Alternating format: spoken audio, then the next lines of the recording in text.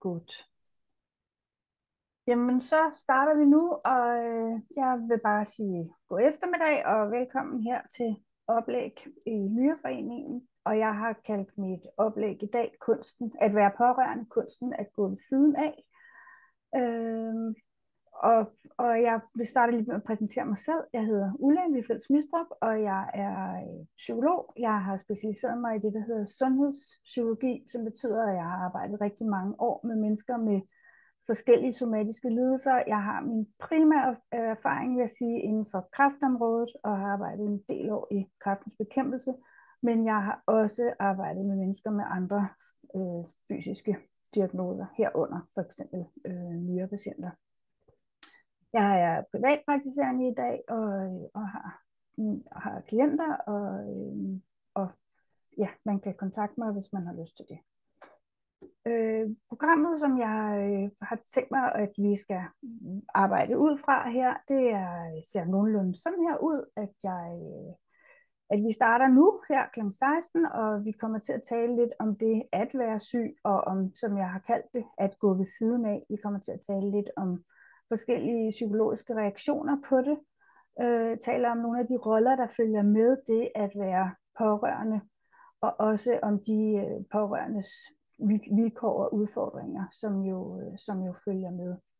Så tænker jeg, at vi lige tager en hurtig strække ben, fylde kaffepause op,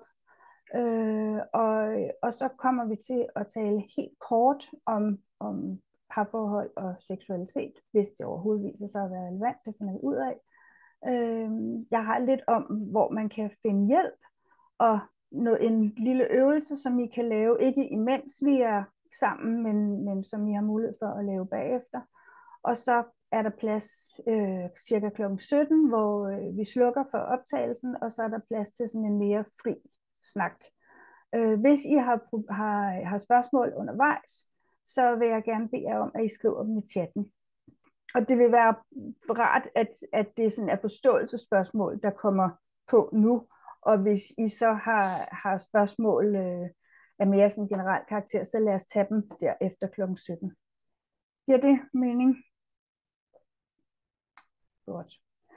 Jeg har lyst til simpelthen at starte med noget, som jeg godt ved, at I ved, men som alligevel er vigtigt at slå fast. Sygdom er altid svært, og det at blive alvorligt syg er altid svært, og det kan godt føles lidt som, at man slås mod drager. Derfor den her illustration. Og det, som rigtig mange af jer ved, uanset om I er dem, der lægger krop til, eller om I er dem, der går ved siden af, så er det, at det er en livsforandrende begivenhed at få en kronisk lidelse.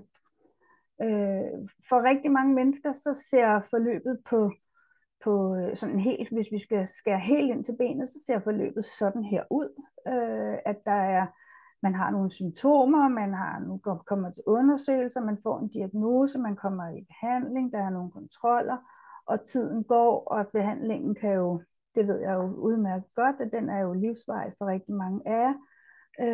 Og det, der er så vigtigt, og som man måske skal være rigtig tæt på for egentlig at forstå, det er den nye hverdag, og graden af den nye hverdag. Og de forandringer, det fører med sig, det stiller jo en masse spørgsmål, som også handler om, hvad kommer der til at ske her? Ingen kan vide det, men vi har alligevel et billede af, hvad det er, hvad det vil sige at være i det. Som måske, som vi lige snakkede om, før vi startede her, at nogle gange, så er det måske også bare det, at blive bekræftet i, at det er sådan her, det er. At få en kronisk sygdom, det bliver jo et forløb. Rigtig mange mennesker kommer jo i en alvorlig akut krise, når der pludselig indtræder en sygdom. Og det er så vigtigt at sige, at sådan som man har det i starten, sådan bliver man jo ikke ved med at have det. Så den her vej er tegnet forholdsvis lige, kan man sige. Men på mange måder, så er det jo en bumpet vej, man skal hen af, og at man kommer igennem mange forskellige faser. Så fra de første symptomer igennem behandlingsforløbet, så bliver det som jeg siger her, den stenede vej. og der er erkendelser, der skal gøres, der er håb og skuffelser, man kommer til at leve igennem. Der er oplevelsen af isolation, af lægeskift, og der optræder udfordringer i familien, og der er, altså jeg plejer at sige, det er verdens bedst bevarede hemmelighed, hvor mange tab, der er forbundet med et sygdomsforløb af den karakter, som mange af jer bokser med. Og det er jo både tab på det helt konkrete plan, men også af, som jeg skriver her, arbejde, identitet, relationer osv. Og det er noget af det, vi kommer til at gå ind i. Mange mennesker har oplevelsen af, at de for det første mister kontrollen over sin egen krop. Måske har man haft jo et godt forhold til sin krop, og kunne kende tegn og symptomer, og nu skal jeg til at skrue lidt ned, og sådan her fungerer min krop, og så videre. Og pludselig så gør den noget helt andet, som man ikke har oplevet før. Det medfører jo også, at man måske reagerer på nogle måder, man ikke har gjort før, og samtidig med det, så handler livet jo om, at man sætter det ene ben foran det andet, og man prøver at fortsætte sin tilværelse. Men alt i alt er der en oplevelse af kontroltab. Mange af de spørgsmål, som jeg møder i mit arbejde, som fylder for rigtig mange mennesker, dem har jeg prøvet at ridse op her som nogle, det jeg kalder hyppige temaer. Og det er sådan erkendelsen af, at man har haft det meget godt i sit liv, til at man pludselig næsten ikke kan noget. Og at der opstår en angst, som går på, hvad handler det her overhovedet om? Hvordan ser det ud? Hvad skal vi op? Hvad skal vi forvente? Hvad skal vi igennem? Kommer det til at gøre ondt? Og det er jo også noget, man tænker over rigtig ofte, kan jeg høre, når man er pårørende, helt forståeligt. Det er jo også svært, at jeg plejer også at sådan sondre mellem dem, der lægger krop til, og dem, der går ved siden af. Og selvfølgelig er smerter altid værst for den, der lægger krop til. Men der er næsten heller ikke noget, der kalder på så stor en afmagt, som at være vidne til en, man elsker, som har smerter. Og jeg tænker, at det er tit det, der følger med, også som i hvert fald bekymringer. Tanken om på det helt eksistentielle og praktiske plan. Får vi nogensinde vores liv tilbage? Kommer vi ind i en rytme, hvor vi kan tage på ferie, hvor vi kan gøre ting osv. Så bekymringer for familien er rigtig ofte noget af det, der fylder. Og det med, hvordan taler vi bedst med børnene, hvor meget skal de vide, hvor meget skal de involveres, er ofte et tema. Og nu taler jeg lige, nu var det dig, der Rikke, mener at du hed, nu taler jeg lige ud her, at der hvor det også er børn, der er syge, tænker jeg, at det er måske også der, hvor det er relevant at tale med søskende om, hvordan ser det ud her. Jeg vil gerne introducere jer for et begreb, som jeg ikke ved, om I kender, men som jeg i hvert fald synes er rigtig godt ind i den her kontekst, som handler om den falske skyld. Og den falske skyld, det er et begreb, jeg har fra en meget god gammel kollega, en hospitalspræst, jeg arbejdede sammen med i mange år. Og den falske skyld dækker over, at vi som mennesker er rigtig gode til nogle gange at påtage os ansvar for noget, som vi faktisk ikke er skyldige eller ansvarlige for. Og det kan være både, at patienten jo ofte har en følelse af at lægge nogen til last, som jeg kalder det her, altså være en belastning for resten af familien. Hvor er jeg ked af det, det er min skyld, at I nu ikke kan det, vi plejede at gøre med rejser og så videre. Og den pårørende kan have dårlig samvittighed. Jeg har formuleret det her som over at være rask, men måske handler det lige så meget om det der med ikke at, altså hvis jeg kunne tage det for dig, så ville jeg rigtig gerne gøre det. Og sådan kan man jo især også have det, hvis det handler om ens børn. Så den der falske skyld over, at man ikke er den, der har den, eller at man er den, der forhindrer nogle andre i det, den hører jeg meget, meget ofte. Og der tænker jeg, at det er så vigtigt at sige, at jamen, hvis du havde kunne vælge, så havde du jo gjort noget andet. I hvert fald, når det handler om patienten. som er ked af at lægge nogen til last. Så derfor så tænker jeg, at det er meget vigtigt at prøve at eliminere den der skyldfølelse, fordi vedkommende er jo i høj grad mere ramt end skyldig. Ja, og så den grundlæggende sorg, der jo kan være i, at tingene ikke længere er, som de plejer. Og i nogle tilfælde er der jo også tanker om døden, og det er noget af det, som det også kan være svært at fortælle om. Det er vigtigt at sige, at folk jo selvfølgelig reagerer vidt forskelligt, når de får en diagnose, og alligevel så ved vi også godt, at der er nogle fællestræk, sådan, hvis vi maler med den brede kam. Og det kan jo være et chok. Jeg ved også godt, at altså hos nyere patienter ved jeg også, at nogle gange så ved man godt, at det er et spørgsmål om tid, før der er noget, der bryder ud, så man på en måde kan være lidt forberedt. Men alligevel tænker jeg, at der godt kan være et chok forbundet med, at så blev det altså nu. Og det vi jo kommer til at kigge på her er, at det chok og de reaktioner, man kan have, når man er patient, jamen dem har de pårørende jo også. Og de reaktioner, de kan jo komme på forskellige tidspunkter i forløbet.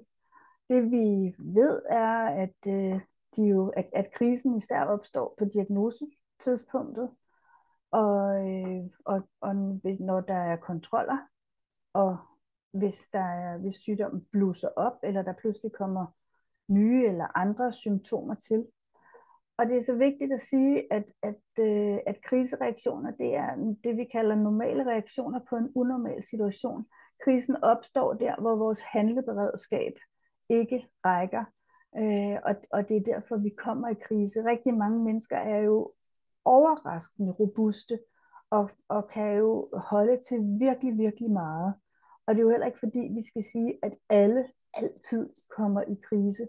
Men når der opstår en krise, så er det der, hvor handleberedskabet simpelthen ikke rækker, hvor den her situation er for stor til, at jeg bare kan håndtere den.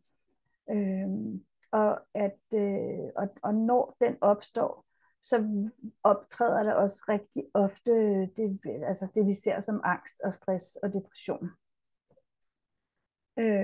Eksistentielle udfordringer, hvis vi sådan lige skal adressere det, og det er jo sådan ret store ting, som handler om det, vi allerede har talt om, som kontroltab, altså den uvished, alvorlig sygdom fører med sig. Vi ved simpelthen ikke, hvad der kommer til at ske. Og det er jo igen både på det helt overordnede plan, det er jo også på det konkrete plan. Man kommer på transplantationslisten, hvornår og om der overhovedet opstår en mulighed for, at man bliver transplanteret. Angsten opstår, fordi hvad nu, hvis det ikke sker, og hvad kommer mit liv til altså hvordan kommer det hele til at se ud? Jeg kan faktisk ikke se den her fra min egen... jeg kan ikke se, hvad der står på min egen bjælke herovre. Håb, vil jeg tro, der står. Kontroltab er noget af det, som jo følger med på alle mulige punkter, og der er konstante valg, man skal træffe, både i form af behandling og prioriteringer i livet, og hvad vil jeg bruge mine kræfter på, osv. Mening er jo også sådan en, hvad skal der ske? Altså, hvad er overhovedet meningen med livet, når jeg er syg? Og rigtig mange mennesker kommer til at mærke aleneheden. Og det er rigtig vigtigt at skelne imellem alenehed og ensomhed. Man kan sagtens føle sig ensom, selvom mens man er alene, og man kan også føle det den anden vej rundt. Men oplevelsen af alenehed er jo hyppig, det der med, at vi er alene i verden. Og dødeligheden er også det, man ofte kan komme til at blive konfronteret med og få tanker om. Og nogle gange jo sorte tanker, som kan være svære at dele, når der er alvorlig sygdom. Som pårørende, og måske også ovenikøbet som patient, så kan det være svært helt praktisk også at skelne, når vi ser på sygdom, at hvad, som jeg kalder det her, at stort set alle patienter er mega trætte og har ikke nogen energi. De kan have tanker og koncentrationsbesvær, de har svært ved at sove, og de har måske problemer med appetitten, deres vægt ændrer sig. Så hvad er hvad her, når vi taler depression og sygdom? Og, og nogle gange så ser vi også uro, anspændthed, søvnløshed, appetitløshed og bekymringstendens. Og det kan jo også ligne angst. Så som pårørende, når man går ved siden af en, der er syg, og kigger ind i det her, så kan man blive optaget af, hvad er egentlig hvad her, og hvordan skal vi håndtere det. Hvis jeg nu havde været fysisk sammen med jer, så var det jo her, jeg ville have kigget på jer og spurgt, om det gav mening. Men jeg håber, at det gør det, og jeg kan ikke få nogen reaktioner fra jer. Men jeg håber, at vi er I på så langt, og at de her ting giver mening for jer. Vi kan ikke lave nogen fælles facitliste og sige, hvad skal man gøre, og hvor skal man ende, og hvordan skal det hele se ud. Men noget af det, vi ved, når vi kigger på forskningen inden for mennesker, som har alvorlige udfordringer med helbredet, så er det sådan, at de mennesker, vi bruger meget ofte et begreb som erkendelse, det der med, at man erkender, at man er syg. Og hvorfor skulle det nu være vigtigt? Og det skal det, fordi lidt ligesom at man skal, og undskyld denne platte sammenligning, men lidt ligesom at man skal sidde en sofa til, at man skal finde sin plads i den, i den der nye sofa, så skal man også finde sin plads i det nye liv. Og det gør man først, når man har erkendt, hvad man kan, og hvad livet byder en, i hvert fald lige nu. Man kan jo aldrig vide, hvad der kommer til at ske. Men det med at finde en vej i livet, så man kan føle, at man faktisk lever et fuldt liv på de vilkår og de præmisser, der nu er, som man har lyst til at leve, også selvom man er syg. Et liv, hvor man faktisk kan mærke meningsfuldheden. Og det kan jo være på alle mulige forskellige ting, men hvis den enkelte kan komme et sted hen, hvor man mærker meningsfuldheden, og oplever, at livet hænger sammen, at der er, som jeg skriver her, et tilhørsforhold og en retning, så er man ved at være på rette vej. Og det tager tid. Og det er der ingen mennesker, der kan gøre fra starten. Og det er heller ikke alle, der kommer derhen. Men jeg vil sige, at og det er jo ikke fordi, vi taler om at være en god patient, men for den enkelte skyld er det jo håbet, at man kan komme derhen, at man mærker det, vi kalder det eksistentielle helbred, at man til trods for sygdommen kan være et sted i sit liv, hvor man faktisk mærker meningsfuldheden og retningen. Og igen håber jeg, at det her det klinger ind og giver mening for jer. Ellers er der noget af det, som jeg rigtig gerne vil snakke mere om bagefter. Det er også vigtigt at sige, at der ikke er noget, der er statisk. Det kan være på alle mulige måder, og når man først har været der, kan man jo blive både overrasket og måske også lettet, når jeg siger, at det er sådan her, det ofte er, at man pendulerer imellem håb og håbløshed, optimisme, pessimisme, fortrøstning og angst. Og det kan nogle gange jo nærmest svinge fra time til time, at det kan godt være, at man en gang imellem kigger på hinanden over morgenmaden og siger, skulle vi ikke tage en tur til Berlin? Og jo, det gør vi, og vi får det til at fungere, og det kan vi godt. Og så går der 2 timer, og så kigger man sig selv i spejlet og tænker, hvad i alverden har vi gang i? Hvordan kunne vi have snakket om det? Det kommer jo aldrig til at ske. Altså, så den der pendulering i, at det kan vi godt, eller det går ikke, det skal nok gå, ej, det kommer til at gå helt galt. At især i begyndelsen, vil jeg sige, at den der pendulering meget kortfaset. Og jeg vil tro, at mange af jer, som har været i det her i rigtig mange år, I kan bekræfte, at der kommer lidt mere ro på pendulet. Ikke at det ikke kan blive ved med at svinge, for det tror jeg sådan set, det kan. Men at det bliver lidt mere stabilt undervejs. Når man nu er pårørende, så tænker jeg, at noget af det, som ligesom at det kræver nye vilkår for dem, der lægger krop til, så gør det også for dem, der går ved siden af. Og et af de, jeg havde nær sagt, gode spørgsmål her er jo, hvordan man støtter den anden og sig selv. Og helt grundlæggende, hvis jeg kun måtte vise en slide, så tror jeg nærmest, jeg ville vise jer den her, hvor jeg har prøvet at kode sådan helt ind til benet og sige, men det handler om at være til stede i det, der er svært. Og det er svært at være til stede i det, der er svært. Og det at vise omsorg og vise, at man er bekymret, men ikke for meget. Så der er så mange knivsæg at balancere i her. Og noget af det, som jeg tænker, at pårørende skulle have en præmie for, det er jo evnen til udholdenhed og tålmodighed til at være i netop det, der er svært. Og også at der er en balance i at skulle styre sig, og ikke, som jeg kalder det her, skubbe på udviklingen. Altså ikke have projekter på den andens vegne, og kom nu, og nu skal vi, og igen, nogle gange er det jo hjælpsomt, at man også som pårørende kan skubbe lidt på, men ikke for meget. Så hele tiden er der den der balance. Og samtidig er der også en opgave, der handler om som pårørende at forsøge at holde ro på sit eget nervesystem, og også kunne tage sig af sin egen belastning, for man skal holde til meget, og man skal holde meget, meget længe. Så hvis jeg måtte give jer en marketerning på, hvad det er, jeg prøver at sige til jer, så er det den her.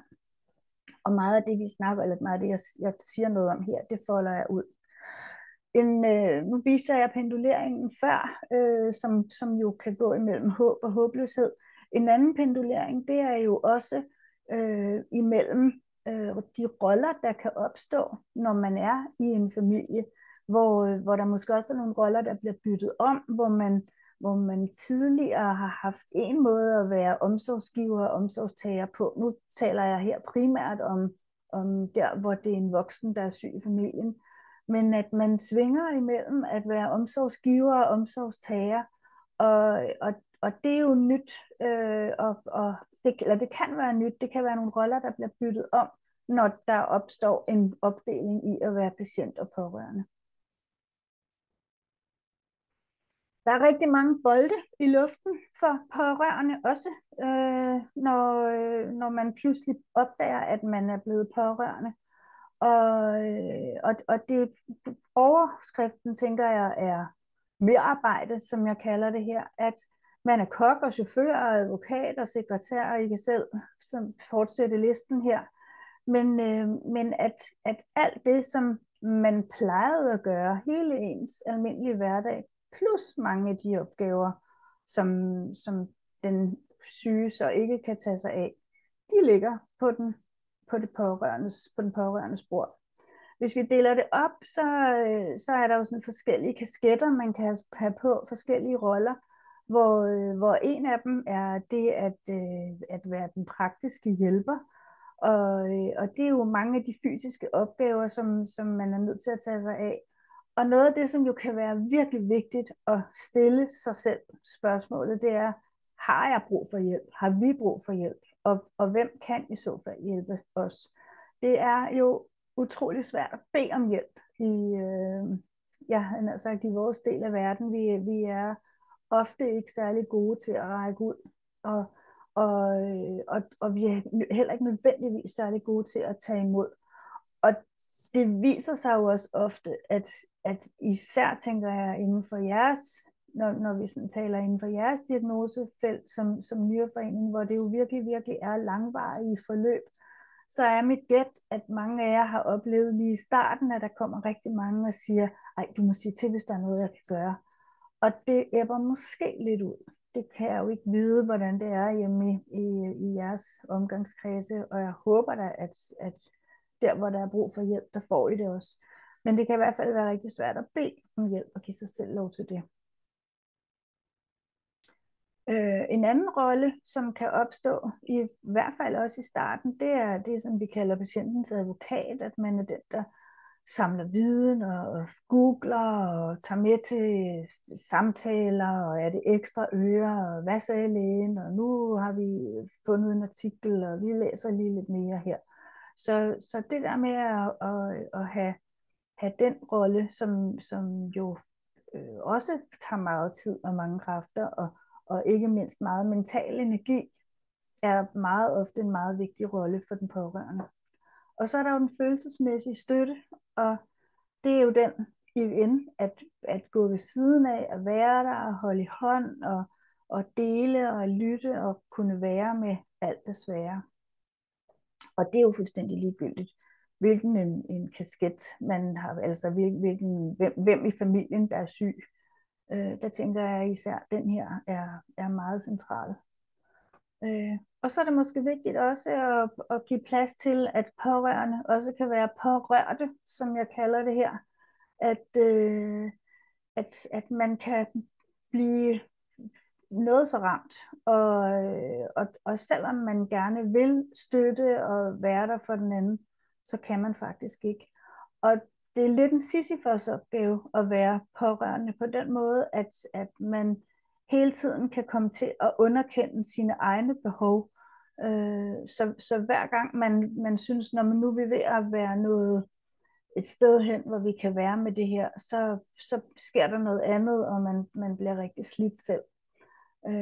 Og det er jo nødvendigt, at man prøver at holde sig selv på benene. Og man kan hurtigt komme til at sige, at mine behov er ikke så vigtige. Jeg har mødt, igennem de sidste cirka 20 år, har jeg mødt rigtig, rigtig mange pårørende, som har haft det sådan, men den der knækkede tand, eller måske bare tiden til frisøren, eller hvad det nu kan være. De der ting, som kan være egenomsorg for den enkelte, det bliver virkelig, virkelig svært at prioritere det, fordi man er jo ikke den, der er syg, og der er hele tiden noget andet, der er vigtigere. Ja.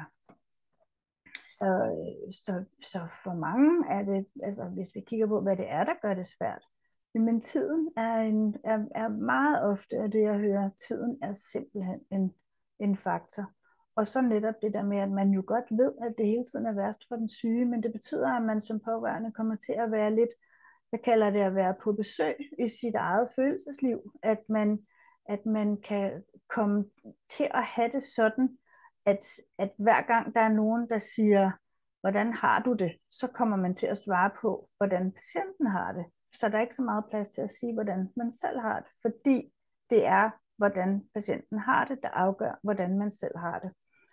Så det der med at være lidt på besøg i sit eget følelsesliv, er noget af det, der ofte sker.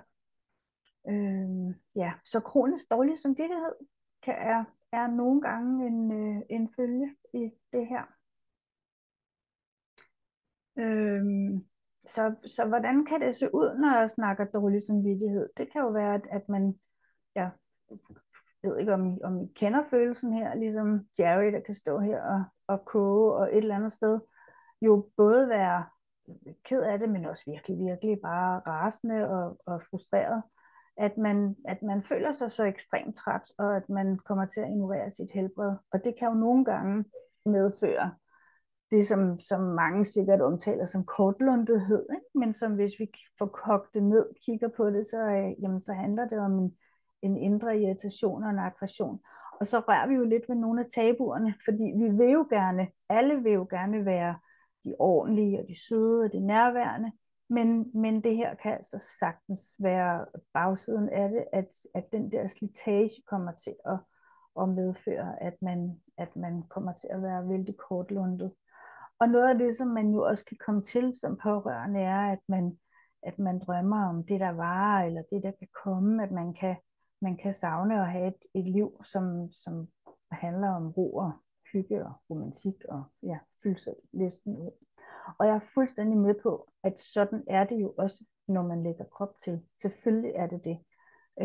Men når vinklen her er de pårørende, så tænker jeg, det er rigtig vigtigt også at give plads til, at den her formodentlig også opstår i glimt indimellem. Ja. Så nogle af de spørgsmål, som jo kan blive stillet, og som vi ikke har nogen svar på, det kan jo være sådan et, der hedder, hvad nu hvis jeg ikke kan klare det mere? Eller hvad nu hvis jeg mister mit familiemedlem? Eller hvad nu hvis vi skal leve på den her måde i mange år? Og det tangerer jo nogle af de her eksistentielle spørgsmål. Og det gode spørgsmål er jo ofte ind i det her, ikke hvordan løser vi det her, men hvordan lever vi med det. At kronisk sygdom stiller jo spørgsmål, der ikke handler om, hvordan vi fikser, men hvordan vi bærer. Og det er også det, der lægger sig ind i den her. Jeg har lyst til lige at snakke lidt mere om egoisme, at hvordan ser det ud? Hvad kan man gøre, når man har brug for at tanke op? Og det de fleste mennesker siger, det er altså simpelthen få sovet, få spist godt, få bevæget sig. Og den der egenomsorg, som jo kan være alle mulige forskellige ting, fra at man går en tur, eller tager sig en tjekkedag, eller dyrker noget motion, eller får set nogle serier. Og igen, hvis vi nu havde været fysisk sammen, så ville jeg jo rigtig gerne snakke mere om, hvordan ser egenomsorg ud for jer.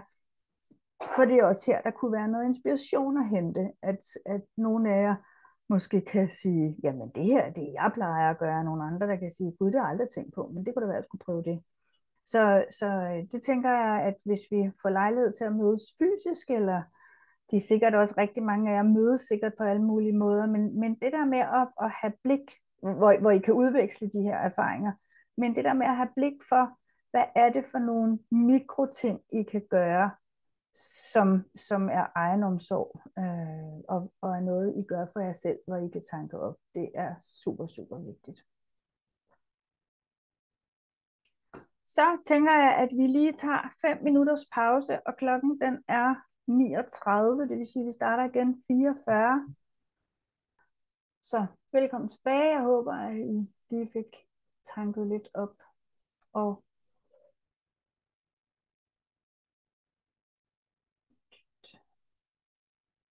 jeg lægger hårdt ud efter pausen.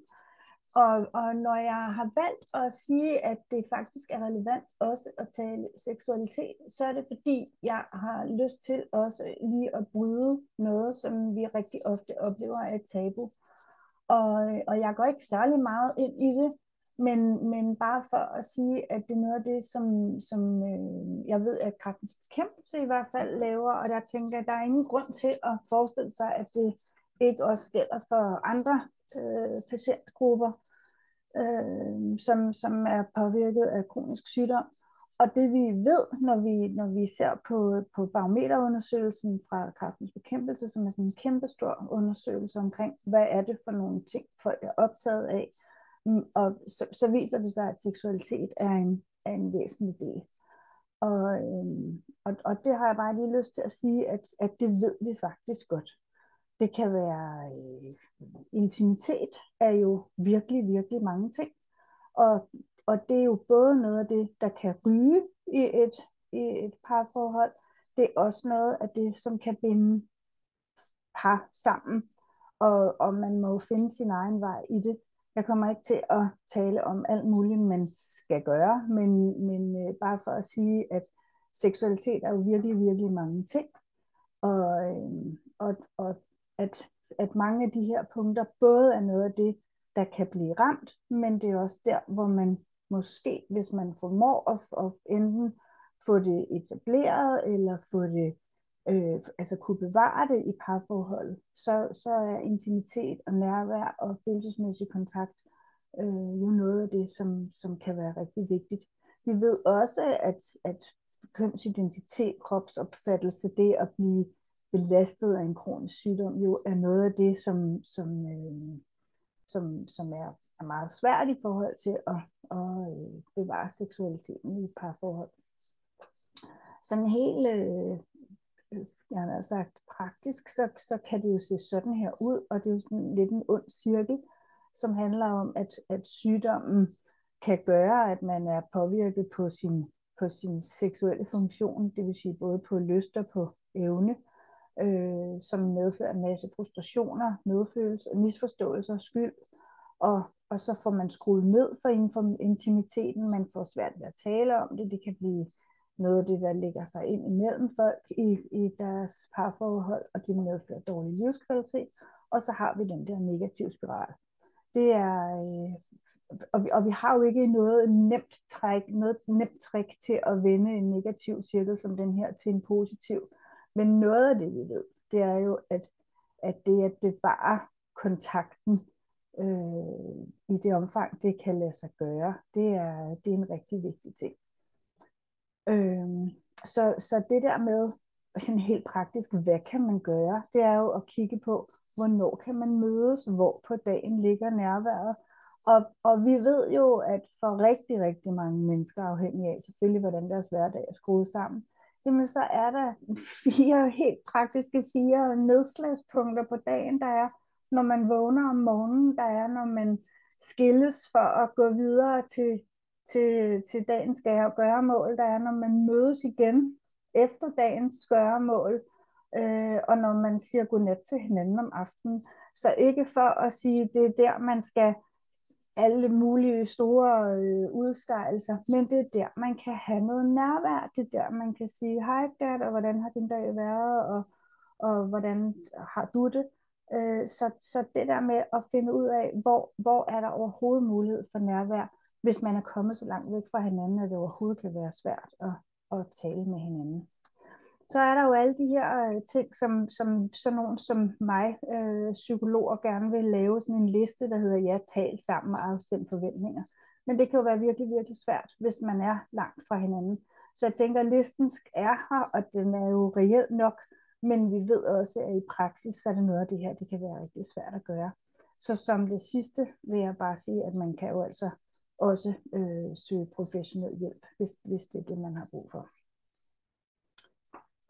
Så helt sammenfattende, og nu er det sådan på det generelle plan, nu er det ikke i forhold til seksualitet alene, men sammenfattende vil jeg sige, at lyt til dig selv og dine behov, fordi man skal kunne holde sig rigtig meget, og hvis man selv skal have noget energi for at kunne være der for nogle andre, så skal man altså også tankes op.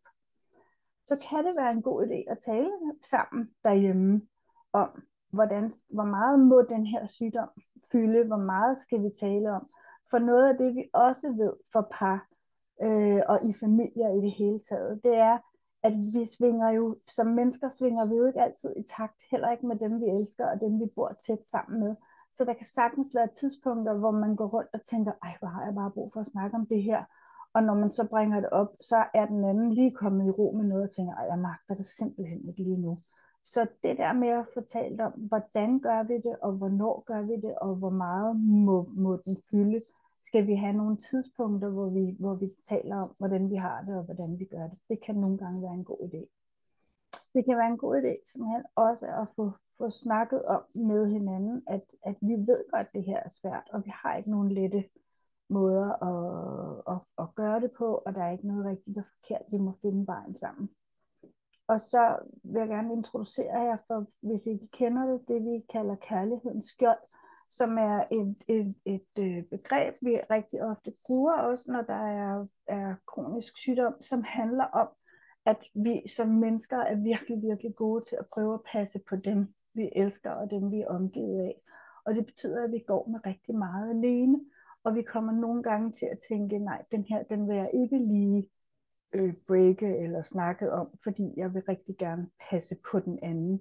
Og det gælder alle veje. Vi ser den også imellem børn og voksne i familier, at børn er 100 meter mestre i at passe på deres forældre. De vil ikke ligge til last, de vil ikke bekymre. Så det der med, at man får lukket sig inde med noget, og dermed kommer til at være vældig ensom, det kan meget ofte være et vilkår. Så hvis jeg skal komme med sådan 14 gode råd fra hoften, og så kan I jo overveje, hvilke 2 af dem her, I kan bruge, og det kan være, at I allerede gør det, det kan være, at I tænker, nej, det er noget helt andet, der gælder for mig. Men det der med at kigge på, giver det mening at pakke sygdommen væk? Giver det mening at gå en tur i naturen? Spise noget chokolade, som jeg skriver her, og se Matador for 20. gang. For andre er det Friends, eller hvad det nu kan være. Klap sin kat. Det der med lige at prøve at finde ud af i sin hverdag, hvad er det, man kan gøre, hvor man lige får tanket sig selv op. Så vil jeg tro, at der ikke er noget som helst på den her, I ikke ved i forvejen, men bare lige for at have samlet det lidt, her kan I hvert fald hente hjælp, og jeg har bare været inde og kigge på Nyreforeningen, og kan se, at der jo ligger alle mulige former for hjælp at hente på det Nyrelinjen og rådgivningen osv. Og igen, jeg ved godt, I ved det, men nu prøver jeg bare at samle det her. Og så et andet forslag til, hvor I kan hente hjælp. Rigtig mange mennesker har jo faktisk noget forsikring, noget fagforening, et eller andet, hvor der kan være ordninger om krisehjælp. Og jeg har også lige kort beskrevet, hvordan den offentlige tilskudsordning til psykologhjælp ser ud. Altså at det både er personer, som er ramt af alvorlig invaliderende sygdom, og pårørende til personer med sygdom eller pårørende til dødsfald, og man skal have henvisning fra en læge. Og ja, så er der tilskud fra Danmark, hvis man er medlem af det. Så det var sådan på den helt praktiske del. Så har jeg bare lyst til lige at sige, at det jeg i hvert fald rigtig ofte ser med de mennesker, som jeg arbejder med, det er, at grænsen mellem omsorg og berøringsangst, den er hårfin, kalder jeg det. Altså det der med, at man får trukket sig lidt i et forsøg på også at vise omsorg. Altså, ej, det skal vi ikke lige tale om. Ej, så bliver hun så ked af det, eller han bliver så bekymret, eller så man får trukket sig, og man får ikke lige snakket om det, der er vigtigt. Den grænse kan være hårfin. Og igen, jeg vil rigtig gerne høre jer, om I er enige, og det er noget af det, I mærker. Og i forhold til det, som jeg lige sagde før om kærlighedens skjold, så er det også min erfaring, at det er utrolig sjældent, at mennesker, som kender hinanden godt, de kan tænke en tanke, som den anden ikke også har tænkt. Altså man kan meget godt komme til at tænke, ej, den vil jeg ikke belemre ham med, eller dele med hende, fordi så bliver hun så bekymret. Men alle har som regel tænkt det hele. Og nogle gange, så kan det bare være rigtig rart at dele det. Så kan det faktisk i en familie være en rigtig god idé at lave en aftale, der hedder, at du kan stole på de meldinger, jeg giver dig. Og hvis jeg har det dårligt, siger jeg det. Fordi der er ikke ret meget, der er mere belastende end hele tiden at gå rundt og skulle holde øje. Og sådan, hvordan har du det? Jeg har det meget godt. Og man går og tænker, og man tolker og så videre. Så det der med at faktisk at skabe et rum, hvor der er plads til at sige, har det faktisk ikke særlig godt lige nu. Men det er ikke noget, du behøver at gøre noget ved. Nogle gange er det jo sådan, at man bare skal have lov at gå og mulle lidt med det. Men det der med at turde melde det ud og sige, jamen det er lige noget, er det ikke fantastisk, men jeg skal nok komme mig, jeg skal nok være klar igen. Det kan være rigtig hjælpsomt, så man ikke hele tiden får lavet den der, kan jeg nu stole på det, når han eller hun siger, at han eller hun har det rigtig godt. Så vil jeg gerne introducere jer for det, som hedder energiregnskab, som er en rigtig dygtig psykolog og forsker, der hedder Bobby Zachariah, som mange af jer måske kender. Han har lavet sådan et energiregnskab, og jeg skriver bare her en opgave til en regnværsdag, så det er ikke noget, I skal lave lige nu. Men en mulighed er, at I på et eller andet tidspunkt lige sætter jer ned, og jeg viser jer lige skemaet, I kan lave. I kan smadre nemt lave det selv. Men hvor pointen er, at jeg kan lige bladre ned. Vi arbejder med et skema, der ser sådan her ud, så I tager simpelthen et stykke papir, deler det i to, og laver den ene side, der hedder, hvad tapper mig for energi, og den anden side er, hvad giver mig energi. Og så har vi sat nogle temaer på her, der hedder familie, venner, bekendte, arbejde, aktiviteter, tanker, følelser og noget andet. Og så lægger man simpelthen forskellige punkter ind for hvad passer til jer. Hvad er det, der tapper mig for energi? Hvad er det, der giver mig energi inden for hver punkt? Familie, venner, arbejde, aktiviteter. Og så giver I det point efter, altså på en skala fra 1 til 5, hvor, ja, I kan jo selv lige gøre det, ikke? Hvad tapper mig mest for energi, hvor 5 er enten det værste eller det bedste, hvis det er det, der giver jer mest energi. Så på den måde kan I simpelthen lave det, vi kalder energiregnskab. Det er faktisk en meget interessant øvelse, og rigtig mange er glade for at lave det. Og selvom det måske ser uoverskueligt ud nu, så er det forholdsvis enkelt.